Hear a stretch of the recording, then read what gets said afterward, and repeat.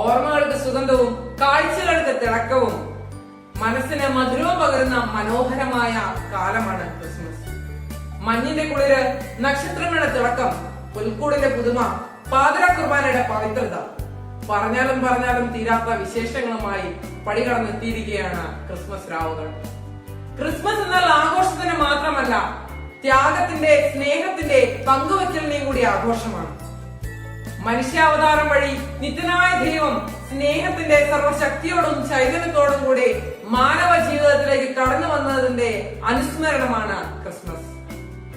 Apollo 15 എന്ന റോക്കറ്റിലൂടെ ചന്ദ്രനിലെത്തിയ അമേരിക്കക്കാരനായ James Irwin അവിടെ എത്തിയ ശേഷം ഇങ്ങനെ പറയുകയുണ്ടായി: മനുഷ്യൻ ചന്ദ്രനിൽ ഇറങ്ങിയത് ആരെങ്കിലും ഒരു മഹാസംഭവമായി കരുതുന്നുണ്ടെങ്കിൽ അതിനേക്കാൾ എത്രയോ ആശ്ചര്യകരമായ കാര്യമാണ് ദൈവം യേശു ക്രിസ്തുവിലൂടെ മനുഷ്യനായി അവതരിച്ചു എന്നുള്ളത്. അത്യുന്നതങ്ങളിൽ ദൈവത്തിന്റെ മഹത്വം, ഭൂമിയിൽ സന്മനസ്സുള്ളവർക്ക് സമാധാനം എന്ന സന്ദേശമാണല്ലോ ആട്ടിടയന്മാർ മാലാഖയിൽ നിന്ന് ശ്രവിച്ചത്. അതുകൊണ്ട് വ്യക്തികളും കുടുംബങ്ങളും സമൂഹങ്ങളും സഭകളും രാഷ്ട്രങ്ങളും ദൈവസ്നേഹത്തിന് സ്വയം വിധേയമാക്കപ്പെടുമ്പോൾ മാത്രമേ യഥാർത്ഥ സ്നേഹവും സന്തോഷവും സമാധാനവും കൈവരികയുള്ളൂ.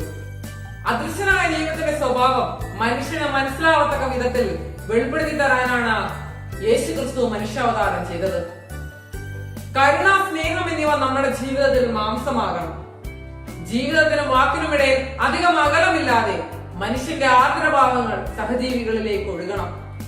വിപുലമായ ക്രിസ്മസ് ആഘോഷങ്ങളിൽ യേശുവിനെയും അവിടുന്ന് കാണിച്ചു തന്ന ദൈവ സ്നേഹത്തെയും വിസ്മരിക്കുന്നുവെങ്കിൽ അത് വലിയൊരു വൈരുദ്ധ്യമായിരിക്കും. യുദ്ധങ്ങളുടെയും യുദ്ധക്കെടുതികളുടെയും ഇടയിൽ ലോകം പിഴയുമ്പോൾ, പരസ്പര വൈര്യവും സംഘർഷവും അക്രമങ്ങളിലേക്ക് നീളുമ്പോൾ ക്രിസ്തുമസിന്റെ സന്ദേശം അത്രമേൽ പ്രസക്തമാകുന്നു.